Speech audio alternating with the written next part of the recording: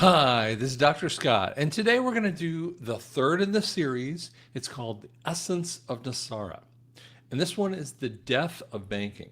What we've been talking about is our, I want you to think about a pie, and this is just one of those pieces of the pie. And the banking issue is just like one of the most confusing areas. People are telling, people all kinds of different conversations, and I'm like, hold on, you're missing out the whole thing here. So let's look at it a little closer. Now, related to banking, because we have so many people hearing some silliness, um, no one sells crypto, QFS crypto, unless they're faking you. And there's a statement, because today is the 24th, you have to get it by the 30th of the month. That is a lie from the pit of hell. Block, delete, and report anyone who says that, okay? All right. So there are pressure points that are happening all the time going on with this NESARA piece, okay? And it really is an event driven issue. So the the QFS and NESARA rollout, okay? So I want you to think about number one, you've got the financial teams. Now, the financial teams have been purportedly out, really been seeking, spending time together since around 2017 or before. Okay. So they're sitting over there looking at the financial issues of each of the nations with that too. So they're thinking month to month. Now, as a business guy myself, I think month to month. Okay. Um, I was just asked by, on a contract issue, because we're working on a couple new contracts and we made some massive changes in our clinic. And so when I'm talking about contracts, the question is how many in this month? Okay, so don't worry about the details of that, but it's always a how many in this month. No, and the reason why we think this way is that you have bills. So I want you to think about all the bills that you have. You have mortgage and car payments, and you got other things, even like your electricity and water, and on and on and on, right? And so you have those bills, and when do you pay them? At various times of the month. Now, some of you are paid on a 26 paycheck period, which is kind of crazy to me. It's always been a bugaboo of me. 26 paychecks is every 2 weeks. Now, it's easier for employers than it is for employees. And you go, why? Well, because employers can always know it's on a Friday, for instance, every other Friday. Got it. And they can schedule that more effectively. And yet, what occurs for people is that they always have these two extra floating paychecks. So in essence, you have to live off of, like 24 paychecks, but really you get two extra paychecks. And if you do it right, you should be able to put those paychecks in your bank. But it never really works out that way. So it gets a little messy. Now, I personally went on a pure 24 paycheck instead of 26. So 2 times a month, because the bills come in monthly. If I could really get away with it, I'm telling you, I'd pay people once a month. Now, most people would hate that kind of thing, and whatever that circumstance is, but it's how I think on that kind of circumstance. Now, I'm not saying that's the right thing. I'm just saying that's how I wish I could do it, with that. And yet, the government has the same kind of responses too. If you look at government sources, when they pay on the 1st and the 15th, or technically the end of the month and the 15th. They're like clockwork on that kind of thing. And so financial people are thinking month to month. Now, and that's how their responsiveness and their discussions are to the NESARA rollout. Now, each of the nations out there, for instance, I want you to think of BRICS nations, like, for instance, Zimbabwe or Iraq or Iran or Afghanistan, or pick any nation out there. The BRICS nation, frankly, includes every nation in the planet. That's what most people don't really understand. They only hear about the 50, 60 or whatever it is today. I haven't even looked it up, who are officially there. And the answer is they've already been there. Okay. The reason why BRICS started up, now BRICS started in 2009, same kind of time frame as the QFS. So this was kind of planned that way. But what BRICS really is a pushing of the envelope for each one of the nations to free themselves with that too. It's not really a coalition necessarily. Now, their issue is thinking about the share of the trusts that are coming from the NESARA trust. And there's a whole bunch of them, and I really want to get into that kind of stuff. They're looking at how can we apportion ourselves correctly. So if we get a higher rate for any particular currency of any type of thing. So the Japanese, with their currency, blanking it out here, the Chinese yuan. So if China is thinking about their yuan and they want to have, when they go into the gold-backed currency, they want to have the highest rate so that each of the people are actually raised up in their UN point. So that's what they're negotiating for. So their issue is what's best for my company, or excuse me, what's best for my country in that way. Okay. Now another one is the sickos. The sicko cabal are trying to get into the QFS money all the time. They are focusing on what's best for them. The answer is they get nothing but a stick in the eye, in essence. And yet they keep trying by different mechanisms. They keep trying to send in some other way to force their way into this. That's why there's so much scamming going on right now that I was telling you about with the QFS. There's a massive amount of scamming going on because they know their time is short. And when they know their time is short, they are trying every kind of way to get in the QFS. But see, they will not be allowed to have QFS accounts, meaning their accounts won't flip into the QFS situation. So don't think of QFS accounts, but think of it flipping into the QFS. So their bank accounts will be over in the fiat realm, and it will be worth nothing. Now, the last group are the military in here. Now, that tends to be, now here's the fascinating part, they're the tier one of the monies.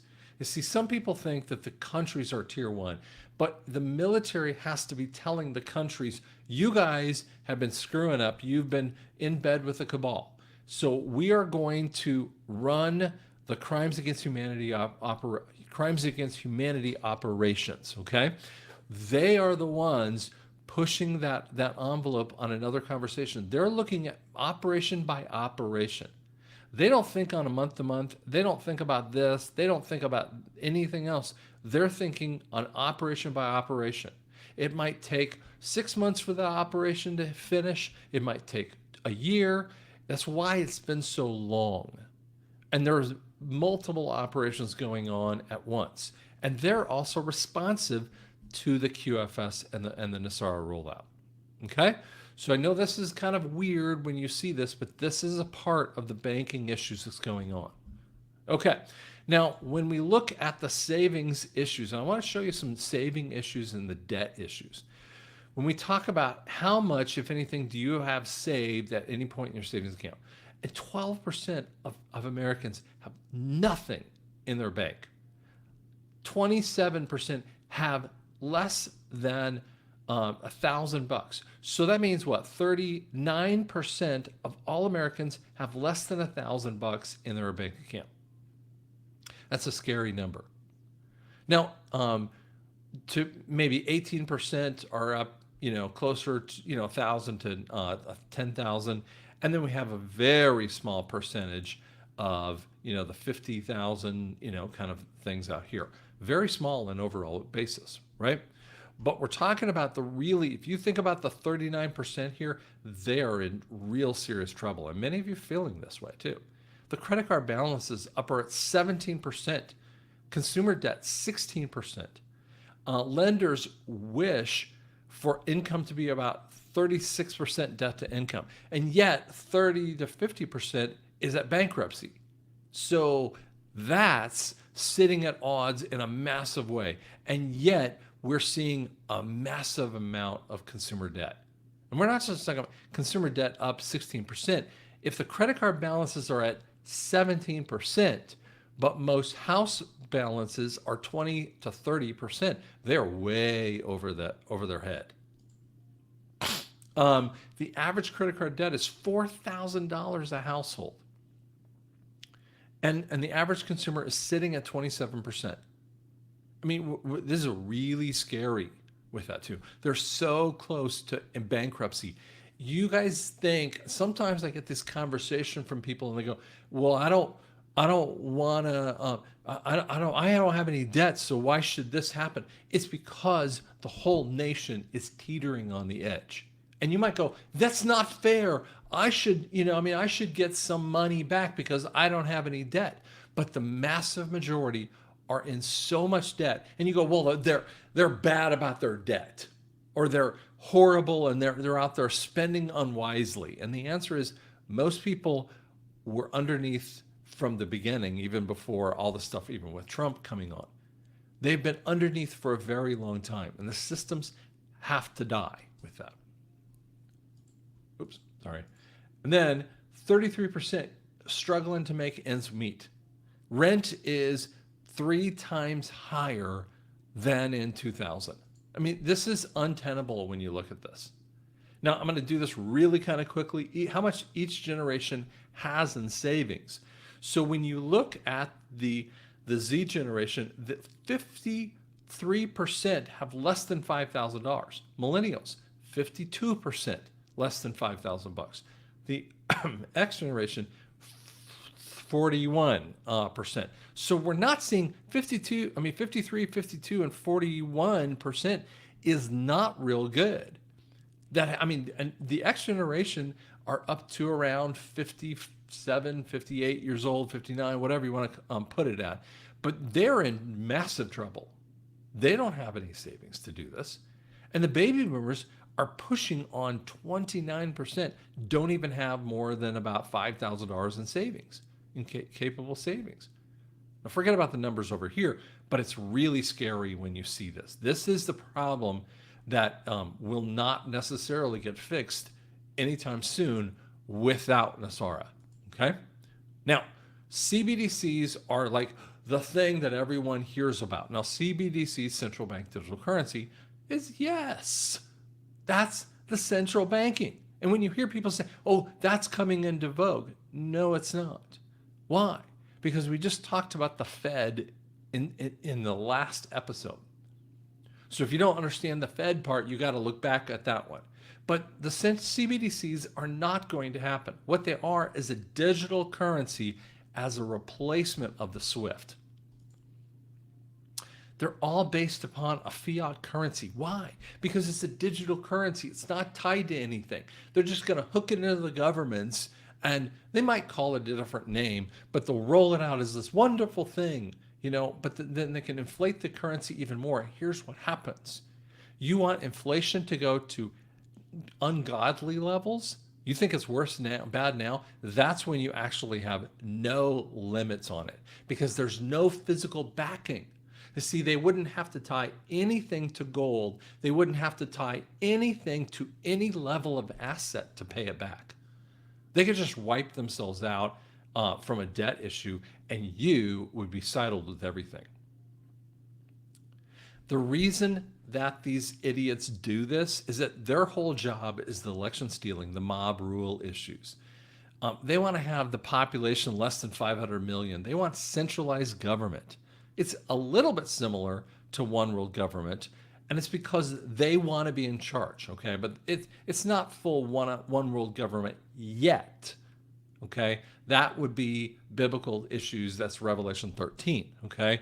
What they want is some hybrid of their systems, okay? So when you think it's biblical, it's not really biblical necessarily. What they really want is something that isn't listed in the Bible and is not going to happen overall, okay?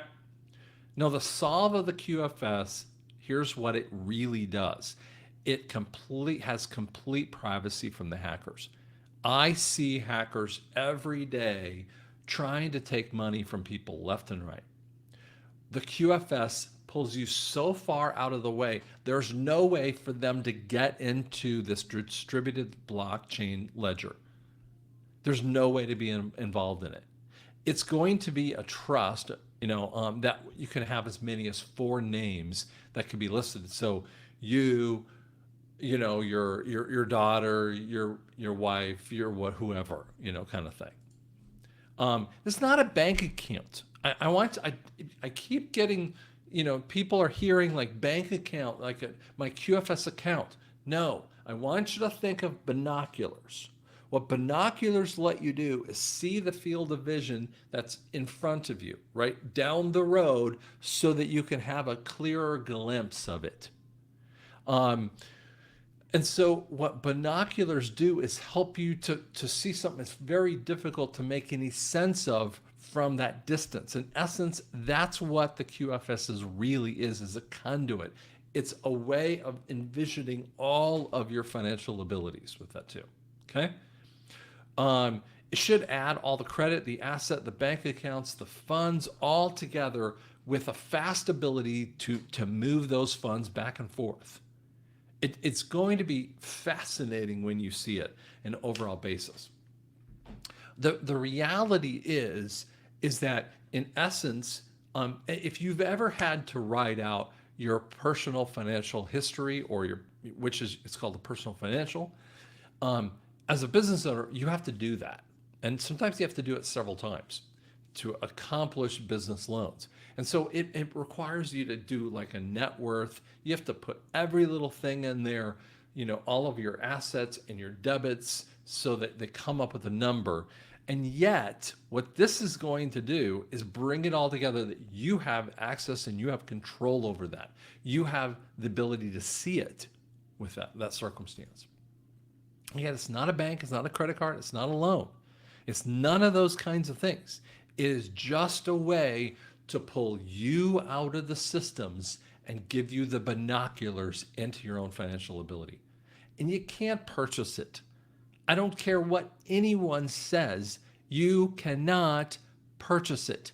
That would be cabal level silliness, okay? Don't believe the stupid, okay, of that stuff. This is trying to set up a constitutional or a common law type of monetary source for each nation. So for America, it's going to be under the Treasury.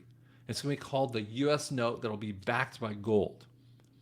Now, other countries will have it backed by whatever that might be. I mean, I personally believe, and some people disagree with me, and you can. I'm cool with that. But some of my evidence shows that Zimbabwe is going to be under diamonds.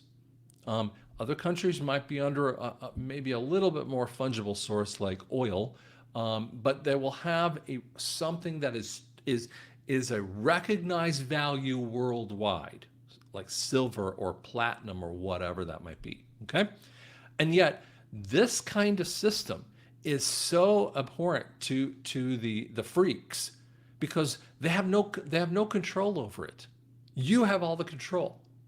This is actually what Trump talked about in his inaugural address. I'm giving the power back to the people. That's what the QFS is. Okay? Now, XRP versus equals the QFS, I get this all the time.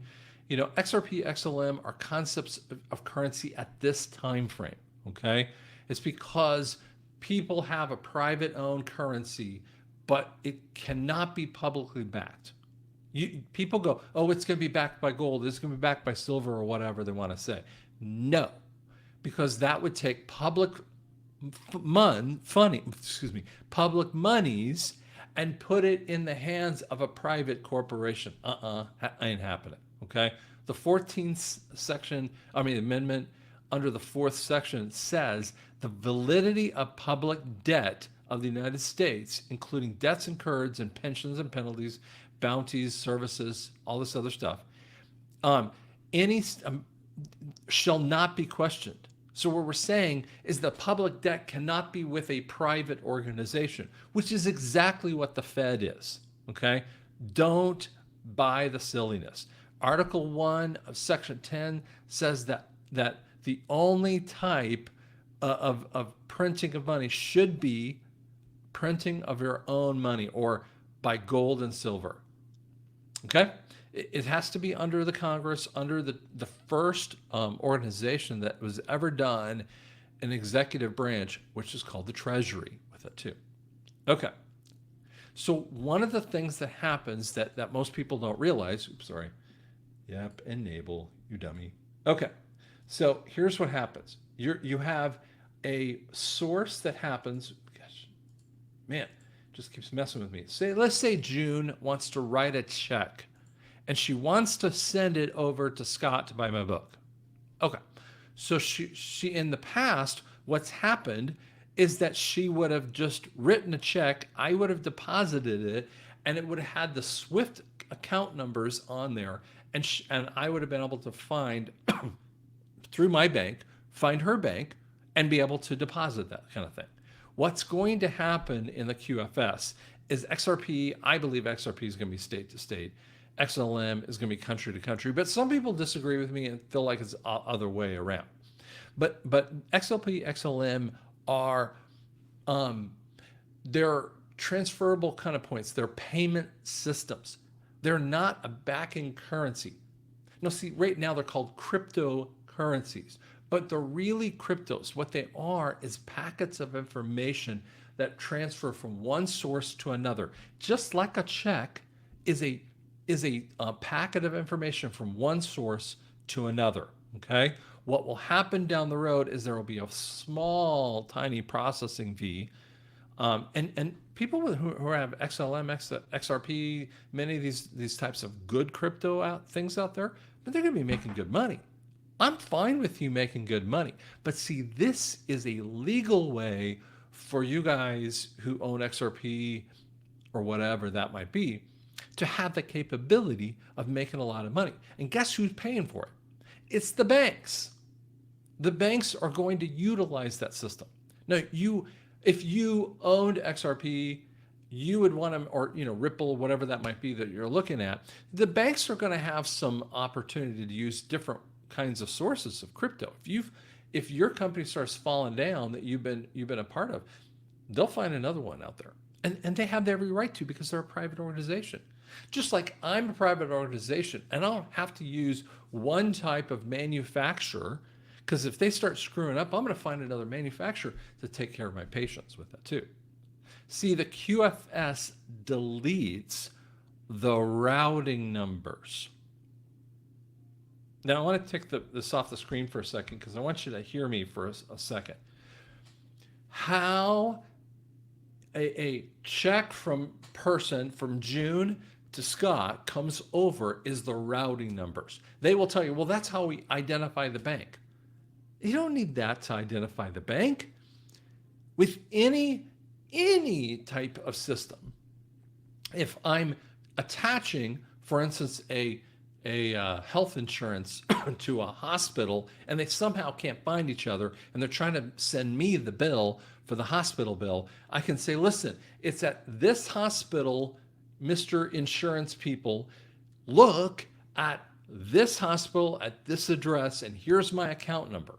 Once they access into the system, they give the data over to them, and guess what? It gets paid. So it's connecting those two because of account numbers and the physical address. You don't really need routing numbers, and yet that bank people have believed this. Don't get me wrong. Banking people look at me like I'm crazy with this stuff too, but that's what routing numbers are. That's how the DEA can kill off drug lords because they shut off their banking. How can someone, for instance, be shut off from banking? How can they freeze funds? They freeze the routing number. That's what happens. Okay. So the banking relationship with you, with your money and the consumer, is going to change. Now, fiat, they like to have all the control of everything. They want to have all the cards in their hands, right? They get to write the long-term contracts that make you beholden to their systems, right? That's why when you go to a mortgage, I mean, they just add more and more idiot forms for you to sign, and then your eyes are spinning with that. It creates massive institution with increasing corruption, even though the SEC says, the banking are very good people overall. This is a paraphrase of that kind of silliness. The reality, that's just like saying, the cops saying about the robbers, they were good guys. Banks decrease your education for need of wealth. So they want to be the wealth advisors, right? That's why we don't have the education system through the idiot cabal goes off and they delete any financial understanding. They don't want you to understand your money with that too. And the banks want to be your source of that thing. So they use a lot of confusion and they move money around in different ways. And you don't even know what happens in there too. Now, when we go to an asset-backed currency, the banks just become agents with a massive amount of less control. They lose so much control in this. They're going to have to adjust. Banks are going to have to be transparent and compete on a local level instead of those institutional banking. So I'm telling you right now, I believe the local banks who have ability to sit with their customers are going to find that level of trust with you versus the big old nasty BOAs, Chase, whatevers. They're not going to have that same ability to sit with their customers in the way that these local ones have. So to walk into South Carolina, to pick your name of the count or the place you're going to. Let's say Charlotte, North Carolina. To go into Charlotte, North Carolina, if there was a big player in there and they have their bank behind them, I mean, if you're trying to walk in there and trying to take over that market, you don't have any seeds in that market, for instance. And it needs to be like, hey, listen, we need to have private organizations running the thing. SEC is going to have to boost up their abilities to go after them. And when we see SEC, they will be taking down people left and right. The fear, in essence, the Bible says the fear of the Lord will be your rear guard. Guess what? The fear will be biting them in their butt. The lack of trust will change the relationship with the consumer. Once consumers realize how much banking has really messed with you, it's not going to be a fun thing for them. There's going to be a massive need for education, and that's what I believe I'm going to be a part of. And there's going to be plenty of other people like this. Okay? So what I want you to understand here is that banking is going to change. The death of banking, in essence, is coming in this way. And I was trying to put it in a more straightforward sense so that you could see what happens there. The QFS, again, is not a bank account. It's not something you can buy. It will be a lens or binoculars to let you see your whole financial landscape. It'll be very straightforward. If you can get on your bank account, you'll be able to do this. If you have a mother, father, whatever, who's got some dementia issues and you are like the power of attorney, you'll have that ability to run it for him. For instance, I did that for my father-in-law when he was alive. I would be able to do that and see into the systems because I'm trying to take care of them with that. Okay? Hope that helps you out. Do me a favor. Would you just kind of subscribe to the channel? Because that really helps me out if you just subscribe with that too. Thanks so much.